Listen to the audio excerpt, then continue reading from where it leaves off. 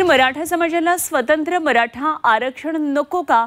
10% मराठा आरक्षण रद्द करायचं का? असे अनेक सवाल ओबीसी नेते छगन भुजबळ यांनी मराठा समाजातल्या मंत्र्यांना विचारलेत। मराठ्यांना ओबीसी मध्ये घेण्यासाठी दबाव टाकला जातोय असा आरोप भुजबळांनी केला। तर 50%च्या वरचं 10% आरक्षण आम्हाला नकोय असं जरांगींनी ठणकावलंय। तर मराठा आरक्षण जीआरमुळे ओबीसींना धक्का बसणार नाही असं उपमुख्यमंत्री शिंदेंनी सांगितलं।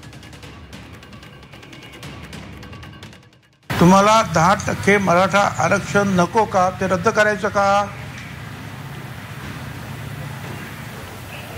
ते रद्द झालं तर ईडब्ल्यूएस मध्ये तुम्ही 80-90% असता, तेही तुम्हाला नकोच का? आणि पुढे ओपन मध्ये सुद्धा जे आहे 50% मध्ये तुम्ही खेळत असता, ते तुम्हाला नकोच का? जात मागासी झाली, तिला 50%च्या ओबीसी आरक्षणात घ्यावं लागतं। तर मग आम्हाला मराठ्यांच्या नेत्यांनी त्याला प्रश्न विचारावा, एसी बीसीचं 10% आरक्षण हे मागास सिद्ध करून दिलंय, तर 50%च्या आत देण्याऐवजी वर का दिलं?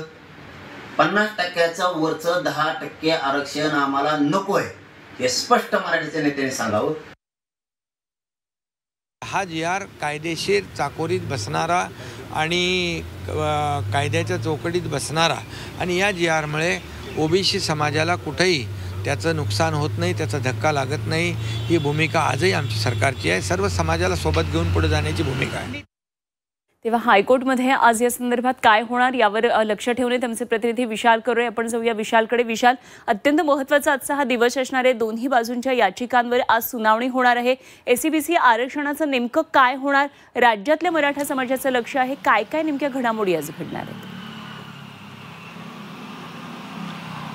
अनुपमा, राज्य मागासवर्गीय आयोगाने याबाबत एक सर्वे केला होता आणि त्यानुसार सामाजिक आणि आर्थिक मागासलेपण मराठा समाजाचं या सर्वेमध्ये सिद्ध झालं होतं। आणि एक्स्ट्रा ऑर्डिनरी सिच्युएशनमध्ये राज्य सरकारनं 50%च्या वर 10% हे आरक्षण मराठा समाजाला दिलेलं होतं। एसीबीसीचंही 10% आरक्षण होतं आणि याच आरक्षणाला, या कायद्याला आता चॅलेंज करण्यात आलेलं आहे। खरं तर विधानसभेमध्ये हा कायदा पारित करण्यात आला होता, मात्र त्याला आता हायकोर्टामध्ये चॅलेंज करण्यात आलेलं आहे आणि हा कायदा अयोग्य आहे, हा कायदा न्याय्य नाही, अशा पद्धतीची भूमिका मांडण्यात आलेली आहे। त्यामुळे आता हायकोर्टात फुल बेंच समोर या संदर्भात सुनावणी आहे। खरं तर मराठा समाजातील अनेक नेत्यांनी हे आरक्षण याआधी झुगारलं होतं। 50%च्या वर असणारं आरक्षण हे कॉन्स्टिट्यूशनल नाही आहे, ते कायद्याच्या चौकटीत बसत नाही, न्यायालयात टिकणार नाही, अशा पद्धतीची भूमिका मराठा नेत्यांनी घेतली होती। स्वतः मनोज जरांगे पाटील यांनी घेतली होती आणि त्यामुळे हे आरक्षण टिकणार नाही, म्हणूनच मराठा समाजाला कुणबी समजा आणि कुणबीच्या आधारेच मराठा समाजाला ओबीसीमधून घेऊन आरक्षण द्या, अशा पद्धतीची मनोज जरांगे यांची मागणी होती। मात्र 10% आरक्षण राज्य सरकारनं दिलेलं आहे आणि पूर्ण अभ्यास करून दिलेला आहे असा दावा राज्य सरकारचा आहे। एकनाथ शिंदे मुख्यमंत्री असताना हे आरक्षण देण्यात आलं होतं। त्यामुळे राज्य सरकार निश्चितपणे हे आरक्षण टिकावं यासाठी हायकोर्टामध्ये प्रयत्न करणार आहे। तर 50%च्या वर हे आरक्षण जातं, म्हणून त्याविरोधात ज्या याचिका दाखल करण्यात आलेल्या आहे त्यात हे आरक्षण कसं अनकॉन्स्टिट्यूशनल आहे हे दाखवण्याचा प्रयत्न होणार आहे। त्यामुळे निश्चितपणे आता हे 10% आरक्षण राज्य सरकारनं मोठा गाजावाजा करत दिलेलं होतं, हे टिकणार का? कायद्याच्या चौकटीत उभं राहणार का? आणि राज्य सरकारचा हा निर्णय कायम राहणार का?